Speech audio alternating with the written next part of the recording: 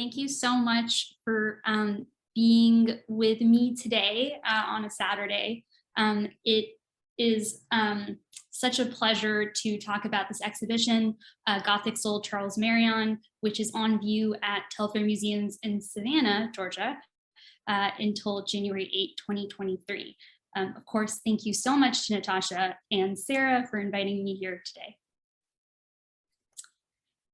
I want to start by sort of talking about how this project came about, because I often get questions, why, first of all, who is Charles Meryon?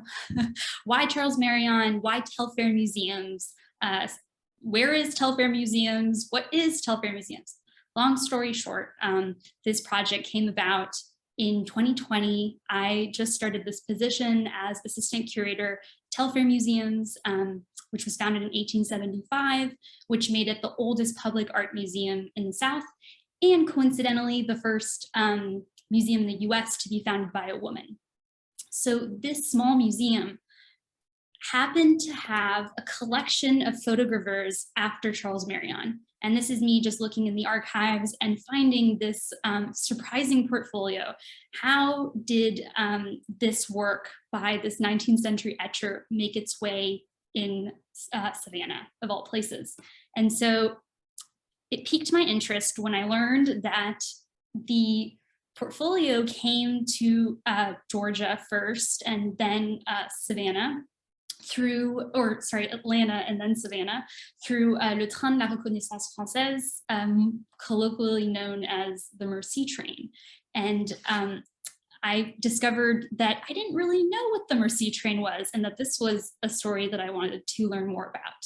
And here are two images of an example of a boxcar with the emblazoned regions of France. So for those of you who don't know this story, it all starts in 1947 with the American friendship train. The United States sends boxcars full of food to war-torn Europe. And in response, in 1949, as a gesture of thanks, the French send Le Train de la Reconnaissance Française, or the Mercy Train, and it's 49 boxcars. With one for each state, of course, with DC and Hawaii sharing one boxcar. And what's remarkable about this story is that the boxcars are full of gifts that were donated by ordinary French citizens. And by that, it's approximately 250 tons of dolls, art, ceramics, wedding gowns, World War II memorabilia, stamps, letters, French currency. It's a hodgepodge, and these are all objects that meant something to the sender. So this is how these photographers, so etchings, prints after these etchings, famous etchings by Meryon, make their way to Georgia first, and Telfair, being the oldest public art museum in the South, gets their pick of objects. And so, of course, Meryon makes the list of works they want for their collection. I found this article, the Savannah Evening Press, dated October 1st, 1949. And I just want to read it, just a little part for you. So I'm quoting now. Outstanding among the Gallic items at Telfair is a folio of 20 engravings by Charles Meryon, whose work recently has attracted renewed interest with critics. As reported in a Times Magazine article last summer, Meryon sent European art critics agog in his later life by means of violent departure from the traditional in his work. So the author goes on to describe how Meryon creates these realistic prints and then includes things like flying fish, horses, centipedes, and other creatures. This sentence really stuck with me. Time attributed this to Meryon's approaching insanity. So this is how the exhibition came about, and these are two installation shots of the exhibition at the Jepson Center, which is one of the sites at Telfair Museums. And it contains, it's about 30 5 prints. Some are these photographers from the Mercy train, and the rest are loans from a gentleman who is a big French print collector in Birmingham, Alabama. Thank you, Tom, if you are here today. Okay, so who is Charles Meryon, and how did he gain recognition, and what do we mean by his insanity? So he started out as Charles Chespou. His mother was a dancer in the Paris Opera, and his father was a British physician. So he's the product of an affair. And you would think this doesn't matter or that it's extraneous to the subject matter. But Meryon's biography, partly because he writes so much about his work, and Charles Baudelaire, Victor Hugo, Les Frères Goncourt, they all start writing about him too. And he writes about how the illegitimacy of his birth is key to his transformation as an artist. So he grows up more or less in poverty, raised by his grandmother and his mother. He was born in the 2nd arrondissement, and I was curious and wanted to sort of include a screenshot so you can sort of see where exactly in Paris this artist came about. He has a tough start. No one really imagines that little Charles is going to become an artist. In fact, he starts his career by going into the Navy, and this is because he has to find a way to sustain himself, and he wants to travel like his father did, essentially.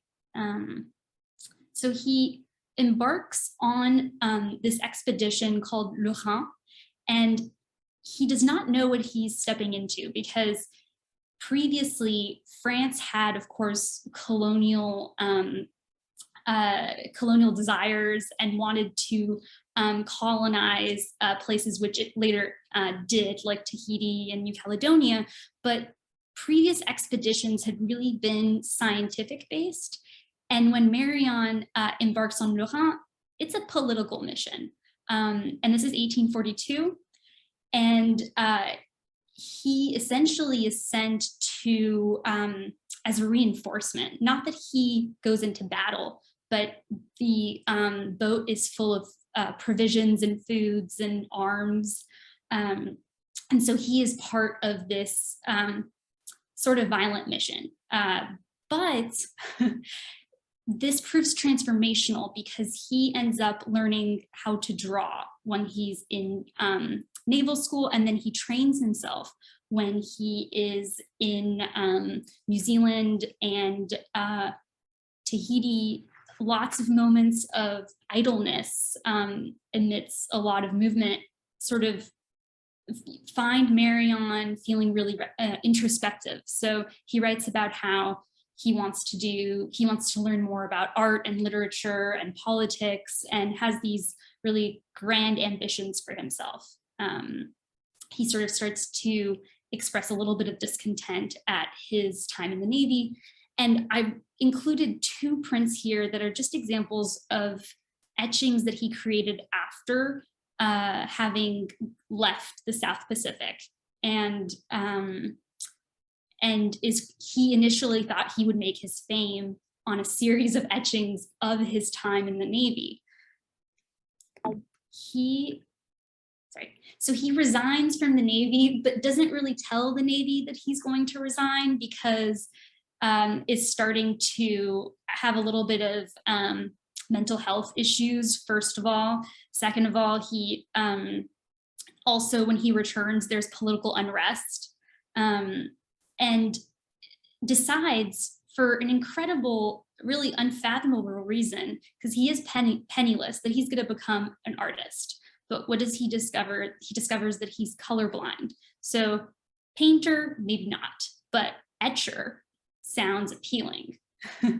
So he creates, when he returns to Paris, his most famous work, body of work, which you might have heard of, might have not, and we'll talk about that later, but it's called Eau forte sur Paris. And what that means literally is strong water on Paris. And strong water is essentially eau forte is this type of acid that's used in the etching process. So Meryon was working on copper. You sort of add this waxy film on the copper plate, and then you inscribe your design.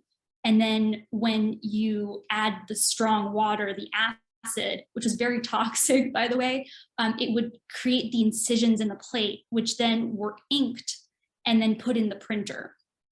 So this is a really highly technical process. As you might have heard, he is not, and was not trained as an artist at all. He was trained in the Navy. So he teaches himself, but also takes classes and gains this reputation as this taciturn, grumpy man, an ex-naval officer. And he gains a little bit of recognition because his work is accepted at the Paris Salon, but he has this misfortune of being forcibly admitted to a psychiatric hospital right outside of Paris called Charenton, which you might know for famous experiments that were done on hysteria and women specifically. But he's admitted for melancholy, madness, complicated by delusions. And this is the year, 1858 is the year that Baudelaire writes about him.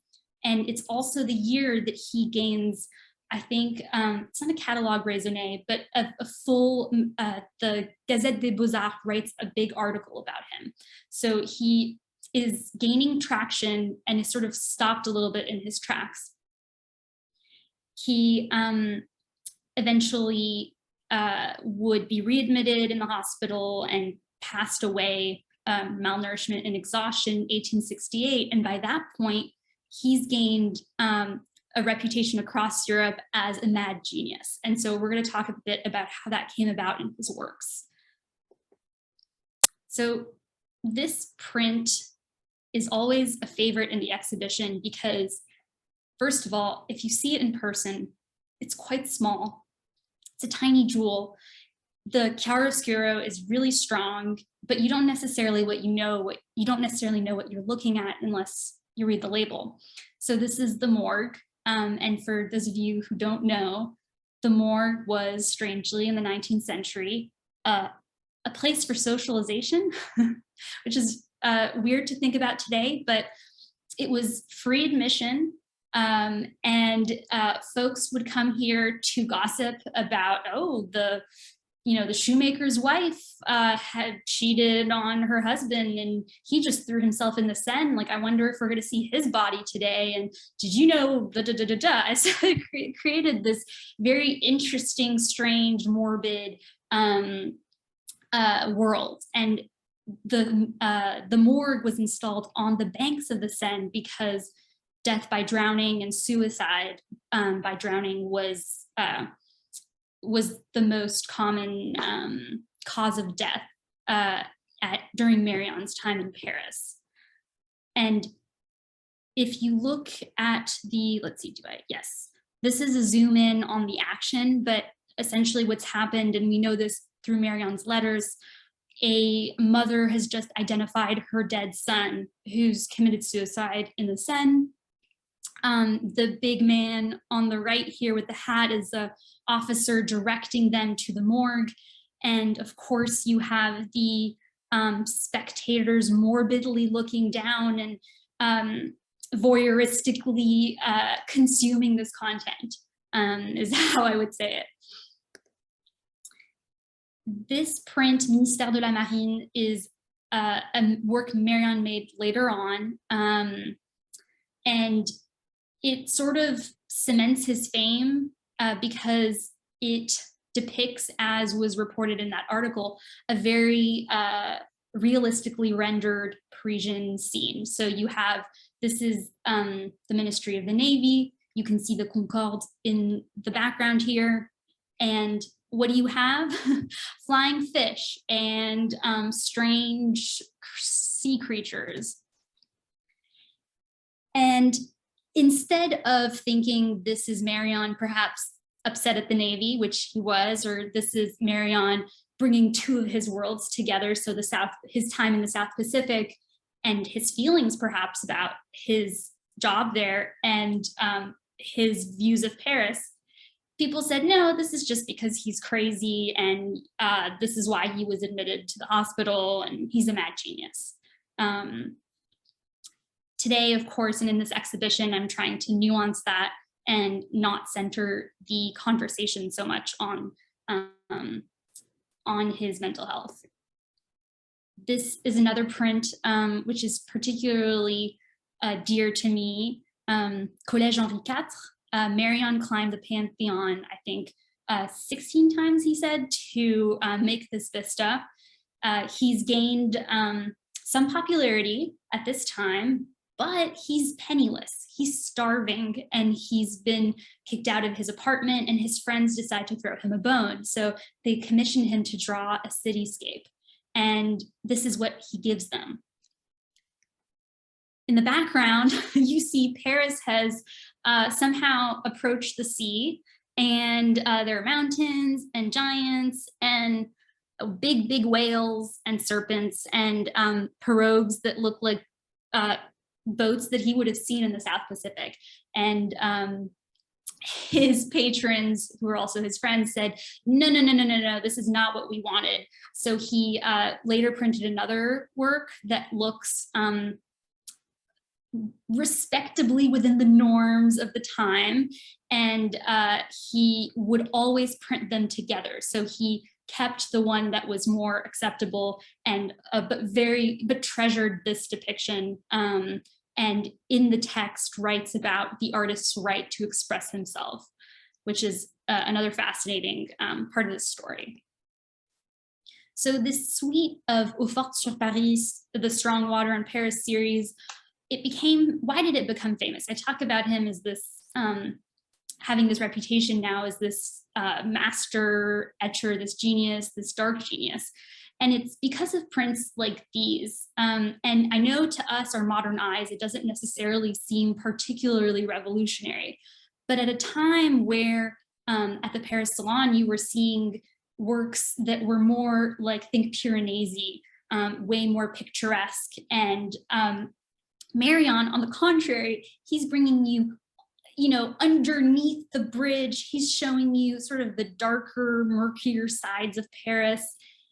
At this depiction of Notre Dame, it's not at all what the viewers wanted. He's gatekeeping the view of Paris. He's saying, no, I'm going to show you what I think is interesting, and that's this eerie darkness within the arches. So you have these ravens here, and Meryon was a fan of Edgar Allan Poe, according to Baudelaire. And these little faces here are very truly haunting because they look like they could just be part of the column. But if you look closer, they are masks. And it creates this sort of ghostly, eerie atmosphere that was appreciated at the time by a select few. Another point that I wanted to emphasize is 19th century Paris. When we think of 19th century Paris, we think not really of the true sort of version of what it was, which was a medieval city that was not particularly appealing to live in. This is an image, a photograph from 1877, and I did a little bit of digging because it was fun too, but these are some TripAdvisor reviews of the time, basically describing Paris. It's the ugliest, beastliest town in the universe. Paris is a filthy hole. Walking the streets is extremely dangerous. Riding in them, very expensive. A giant hole of putrefaction. That one's my absolute favorite. And it's because Meryon, so here you go. Meryon is working in this fascinating time where Napoleon III wants to overhaul the city. He is not on board with the fact that Paris, the capital, does not reflect the grandeur. So this is a time of urban renewal, and Meryon is depicting the darkest spots in Paris. So this print, Rue des Mauvais Garçons, which literally translates to the Street of the Bad Boys, has since been destroyed. But so Meryon depicted these places that were disappearing, and in reviews of his work, he was being lauded as a resurrector of old Paris, which, if you know French poets of the time, they wax poetic way more than that. It's very floral language about Meryon saving the soul of Paris. But these streets were being destroyed to basically make way for larger avenues. Some of you might know about Haussmannisation, basically the systematic transformation of the city, essentially to make it easier to circulate, cleaner, to have more lights, because the people in power recognized that revolutions could happen when we had small winding roads and dark streets. So Haussmannisation was a big shakeup in Paris during Meryon's time. And instead of depicting sort of this ideal view of Paris, he was focusing on the old, more Gothic, as they called it, views of the city. So this is the Paris we know, of course, and have come to love, or at least it's the celebrated view of Paris. And Haussmann is the prefect of Paris who led this initiative.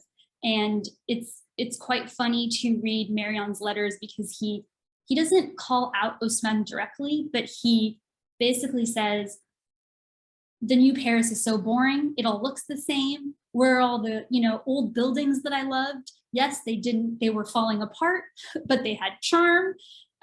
So there's a lot of anxiety at this time that Paris is changing, and the modern, this modernization feels like a big shakeup. This is a print also by Meryon, La Rue des Chantres. This tower here that you see is the spire of Notre Dame. This was added in the 19th century, has since burned and is being rebuilt. Meryon could not help himself but add this little tiny dolphin on the top up here, just because even though he shows you a very hyper-realistic view of the city, he also wants you to know this is his work.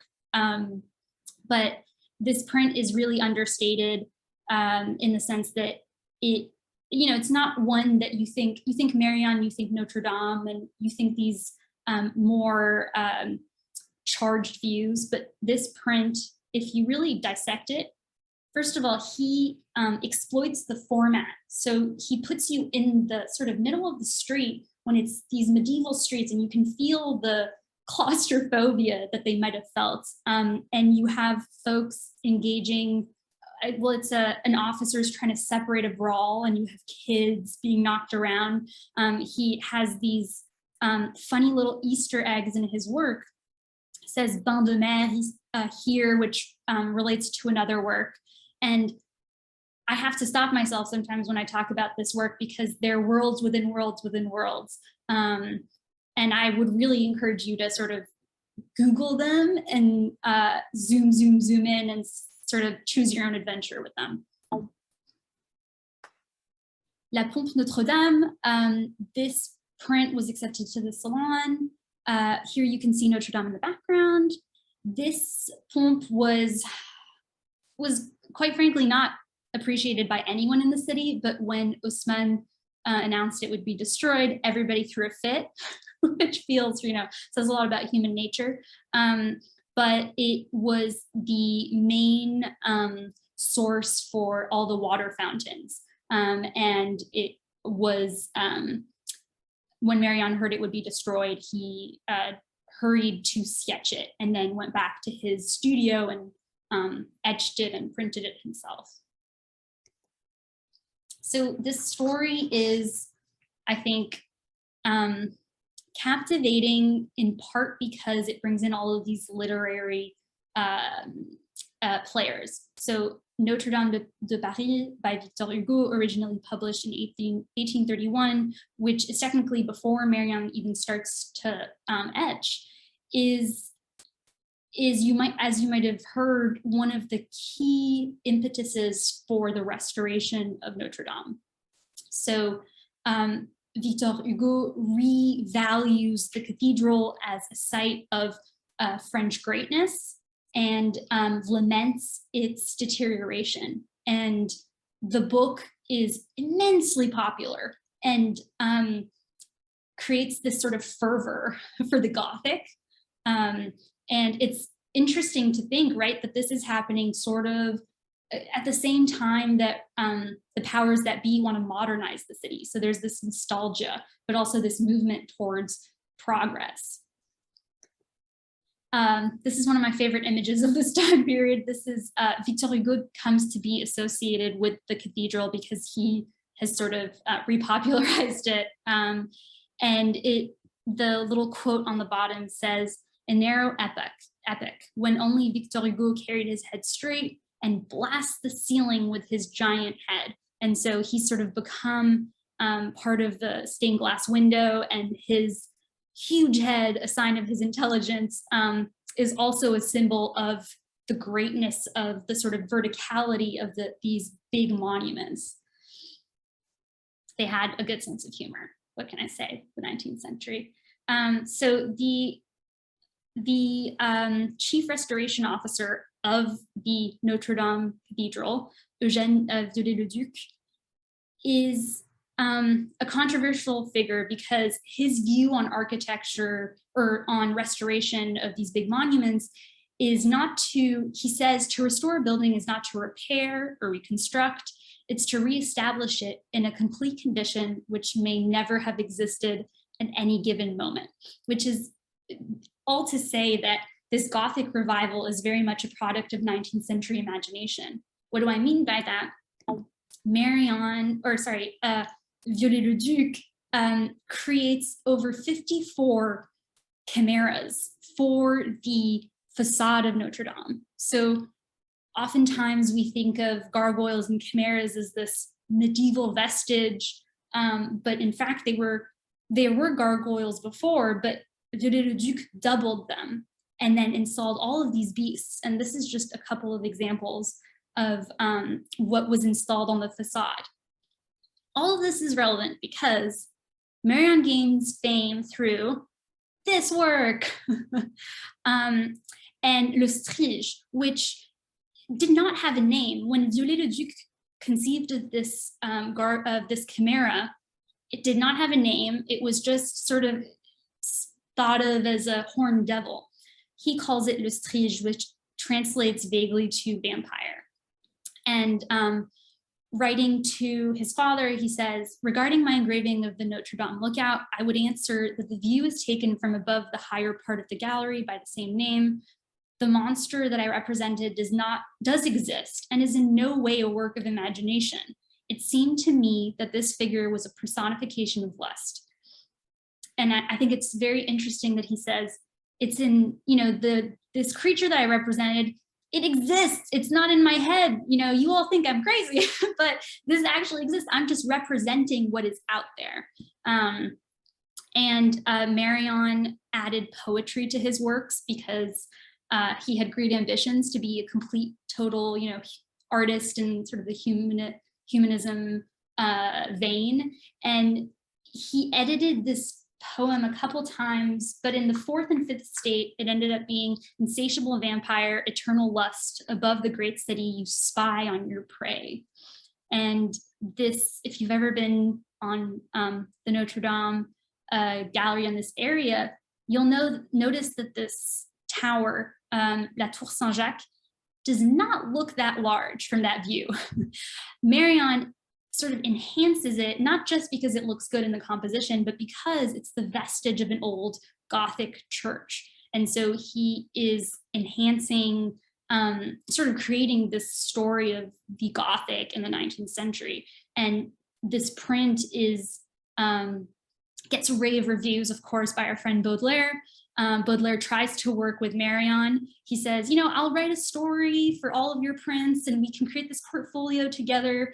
And later Baudelaire writes to his mother, I can't work with this psycho. He won't let me write what I want. He wants me to describe all of these buildings and the history. Like, this is Victor Hugo's world. This is not what I want to do. So they end up falling out, although Baudelaire is an early purchaser of Meryon's work, and encouraged his mother as well to purchase them. The Strige by Meryon influenced artists across time, and these are just a couple of examples. Henri Le Sec and the Strige by Charles Meryon, which is a really beautiful photograph. You have Joseph Pennell's Le Strige as well, and this is, you see La Tour Saint-Jacques again, a slightly different view, and Aubrey Beardsley's portrait as Le Strige. And this is another fascinating story of Frederick Evans wanting to take a portrait of Beardsley and them not being able to capture how he wanted to portray himself. And I think it's fantastic that he ended up wanting to be a chimera. So Meryon gains fame from some level of fame, of course, because he's still struggling and not really able to pay the rent. He's using prints to buy food or trading them. But he creates these big swooping vistas as well, which I think is important to state that he was still working for a market. And prints like this, which are gorgeous, still are more of what would have been traditionally expected at a Parisian salon. So he was catering as well and aware of sort of the visual culture of the time, and becomes associated with the Gothic in this time period through sort of his subjects. Oh, sorry, this is a very hard switch, but I did not want to talk about Notre Dame without sort of looking at the fire. I remember when I was writing my thesis, actually on the master's thesis on the gargoyles of Notre Dame, I got a New York Times alert that the cathedral was burning. And it was this like crazy, crazy moment where the project kind of expanded. But this spire that we saw in the print was one of the first things to fall. And now they're restoring it, as you probably have heard, and are using materials that were used at the time. So they looked for, I think, 1,000 oak trees. They wanted the exact same type, and they used French craftsmen to essentially recreate how it would have been when they built Notre Dame. You also might have heard about this sarcophagus that they found. It was 65 feet below the central spot where the transept crosses over, and it is unclear exactly who this human might be, but they think it's a high-ranking church official given the location of where the body was found. And these sort of discoveries are slowing down the timeline. I think the French president wanted the Notre Dame Cathedral to be restored before the Olympic Games, and they are well on their way to restoring this building, but I believe the latest plan is that they are going to have the exterior part ready, and some interior parts will be closed down in time for 2024. And then, of course, I had to finish with the Strige, the Friends of, it's a US nonprofit. And if you want to donate, they're a great place to do that.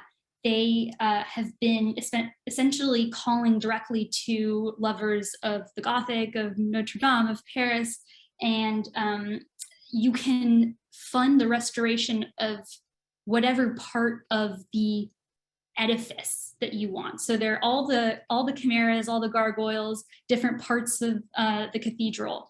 And I think it is no surprise that the Strige was one of the first, if not the first, to be fully funded, its restoration. Thank you so much. And if you want to learn more, because I know that there's so much, please buy the book. And please visit us in Savannah. Oh, and if you have any questions, I'd love to take them. Someone asked, so Linda asked, was he self-taught in drawing completely? No, so he would have learned while he was a naval officer in Brest. He would have taken drawing classes, basic draftsmanship, essentially, and then essentially self-taught for a long time until he took classes with an artist named Eugène Blériot for a year. So I'd say he's not self-taught, but for the level of achievement, he had very little schooling compared to the traditional, artist who goes through the Beaux-Arts path. Someone else is asking if you can tell, Dee is asking if you could tell more about the Telfair Museum. Oh, sure. More about the Telfair, more than what I said. Well, so I mentioned it's the oldest public art museum in the South. It was founded by a rich heiress named Mary Telfair. She left her mansion, which is the image on the left here, to the city of Savannah. And in 1951, the Owens Thomas House and Slave Quarters was bequeathed to Telfair Museums. And then in 2006, this Jepson Center for the Arts, which is essentially a contemporary art building, was also created. So this is sort of a campus, and it's throughout Savannah, but also mostly in the historic district. I see that Jaren has a question. Would you like to unmute yourself?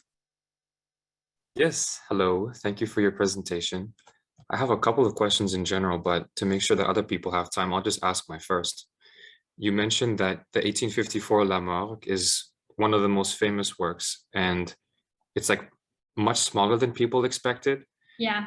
And I've also heard that another super famous painting, Mona Lisa, is much smaller than people expected. Do you think that there's possibly some kind of connection with small artwork becoming famous, or there's some kind of connection there with these famous paintings?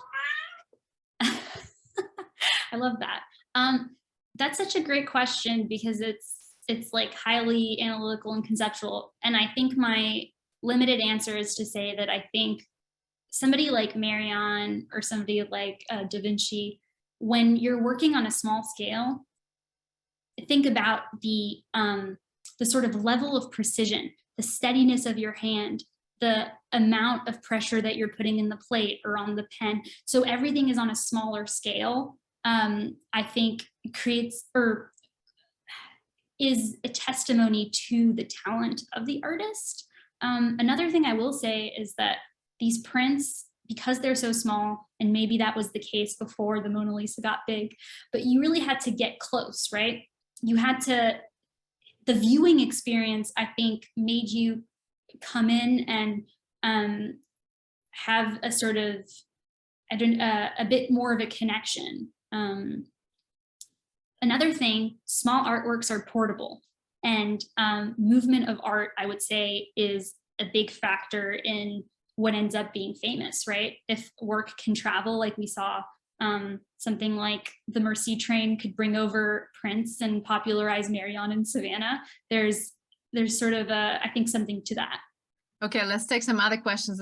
We still have time, Jaren. I'll let you ask your second one. So I'm just going to read some comments here. Janet says, wonderful. I knew nothing about Meryon before tonight. What a fascinating man. Patrick says, a wonderful presentation. I'm eager to visit Savannah again soon. Nora has a comment / question. Thank you for this wonderful, thoroughly researched and beautifully delivered presentation. I didn't know that Meryon was colorblind. How interesting. Do you know if impressions of his prints were ever painted or had watercolors applied to them? I know hand coloring was in vogue in the mid and late 19th century. Thank you. Great question. It's the colorblind part of the story gets mixed up with the myth of Meryon, as I like to call it. It helps make him even more famous. So the idea is, he was thwarted in painting, but he's able to create this incredible world just in black and white. However, before Meryon was an etcher in black and white, he was making paintings and he was making pastels. And in the exhibition, we have a reproduction of a pastel he made that gained a certain amount of fame in Paris at the time because it had these striking colors. So it's of a boat on the sea, but it's full of reds and strong greens. And critics at the time, or admirers essentially, were saying, aha, this is a sign that he was colorblind, in fact, because he doesn't know how to use colors, which is debatable, of course, but it led to this interesting world where other artists were copying Meryon's work, but then even his work that had color, and were making them black and white because that was his sort of stamp of popularity. I will say, and so to answer your question now more fully, I will just say that I do not know of Meryon color going back and adding color. I would like to say no, based on everything I've seen. Thank you. Jaren, I think I'll let you ask your second question if you want. Thank you. I wanted to go back to the one with Victor Hugo's head being very, very big. That one was extremely funny. And I remember when you were describing it, I remember writing down that it was because of his intelligence, but was this meant to be purely a joke and sarcasm, or was it actually some kind of genuine symbol of, oh, he's so smart, I like what he does, Victor Hugo? This is such an amazing print. I have like billions of words to say about this, but I'll just say that satire was very much alive in this time period as a way of not just commenting on the era and making fun of a famous figure, but it captured, I think, even if it was trying to do it humoristically, an actual zeitgeist of the time. And I guess what I mean by that is it's kind of both. I think what's most important in this print is that the verticality. It's the large forehead is very much, he's very smart, he's got a big brain, but it's also linked to the fact that cathedrals are very towering and vertical. And so the idea is, of course, this person who's so smart would champion Notre Dame and cathedrals being an expression of French greatness. So it's a little bit of poking fun as well at the most famous figure of France at the time. They're putting him down a peg, but they're also elevating him. Because he looks hilarious with these little curls and the goatee. It's not to be taken seriously too, because if you look closely, the cathedral's falling apart. The structural integrity of this part of the building is not very strong. So it's a rich part of visual culture. And thanks for bringing it up.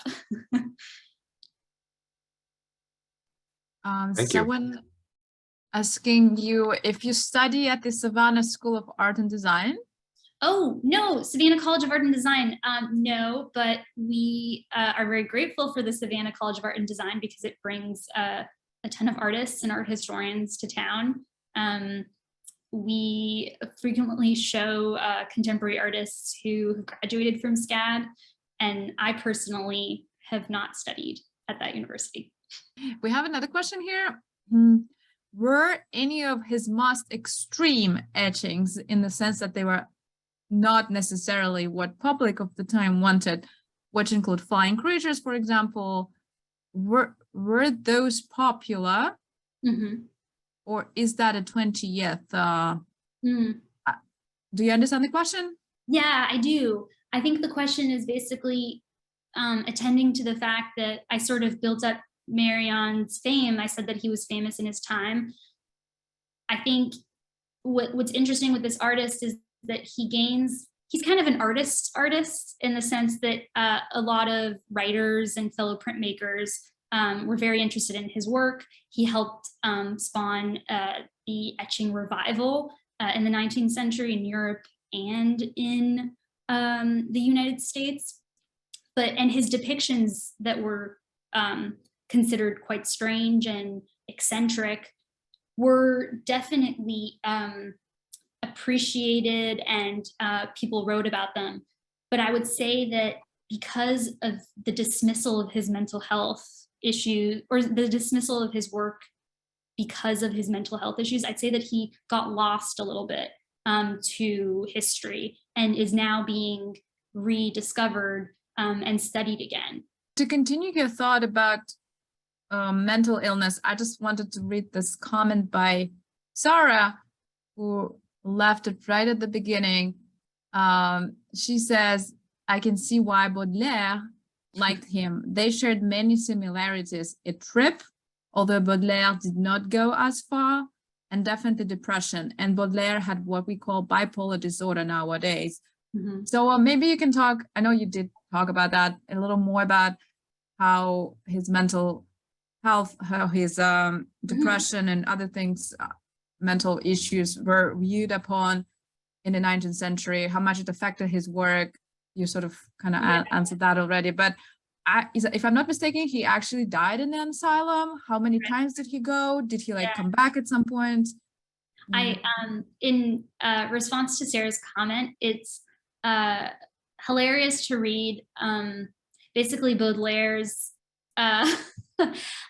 basically he gets this boy crush on Meryon. He's like, oh my gosh, this artist gets me. And then when he tries to work with him and it doesn't work out, he starts to say, okay, I know I'm weird and I have problems, but this Meryon guy is on a whole other level. So he essentially distances himself and says that Meryon is has more issues than him, which is a game I don't want to start playing. But I think, so to answer your actual question, Meryon is interned twice. The first time it's a short stint, and he leaves the asylum feeling a lot better. In fact, he is prescribed cold baths in the Seine.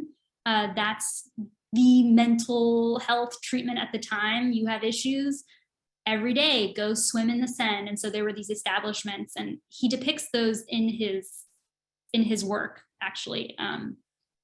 But so he did that, and I think as he was gaining recognition, but still living in poverty and essentially being dismissed as crazy, I think that it was a vicious circle. And he also started getting really interested in the occult and sex. And I don't have an image of this in the PowerPoint, but he draws these really weird poems that look like crosses.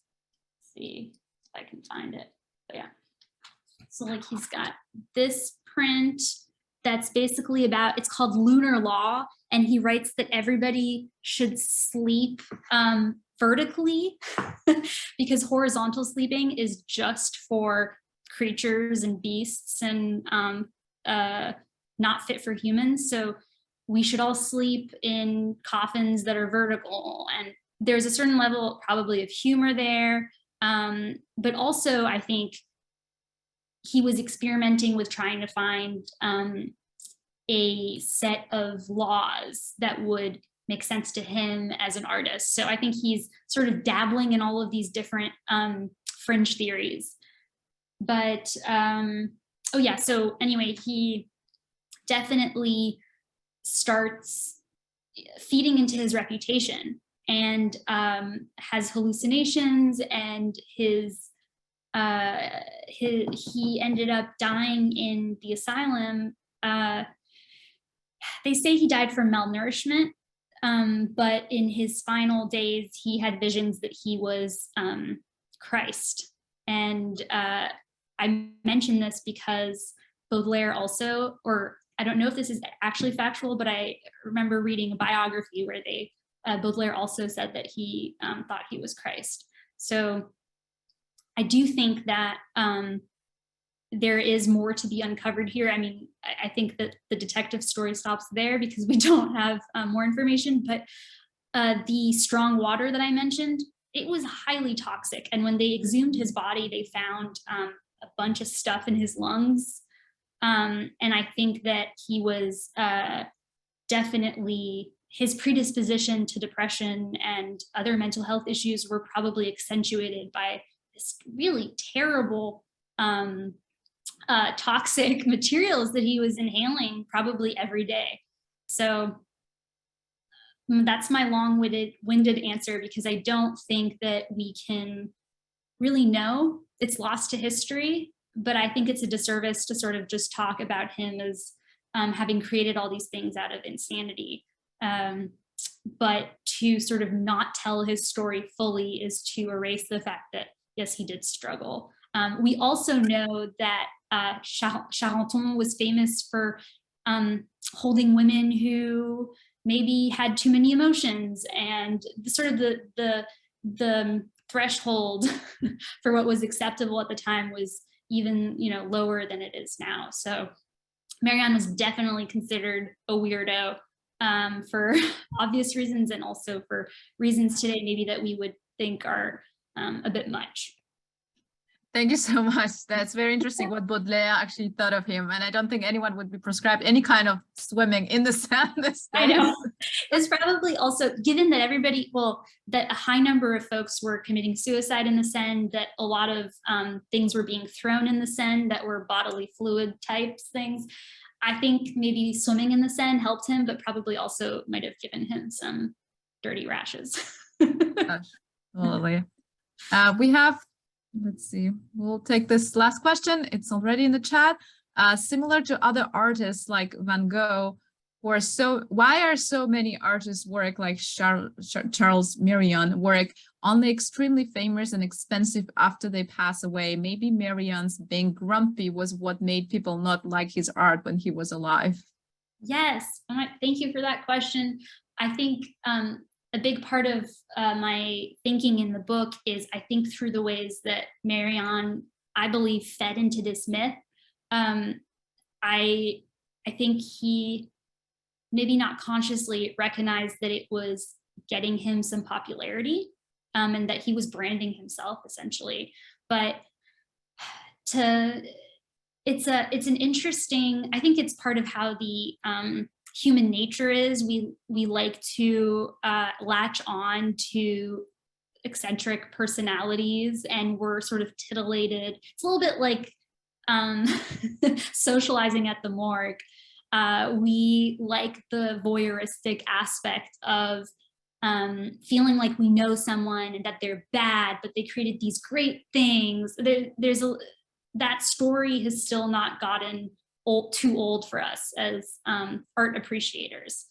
And then I think a big part of this story as well is that everybody around the artist feeds into this and creates a complete fog where one does not know what's true anymore. So I tried so hard to find some hard facts about certain aspects of Meryon's life, but I found that it was impossible, because one biographer would reproduce the lies, or the embellishments of another, and Meryon would mention it but then contradict it, and so it's a complete mess. But that's how we like our artists, apparently.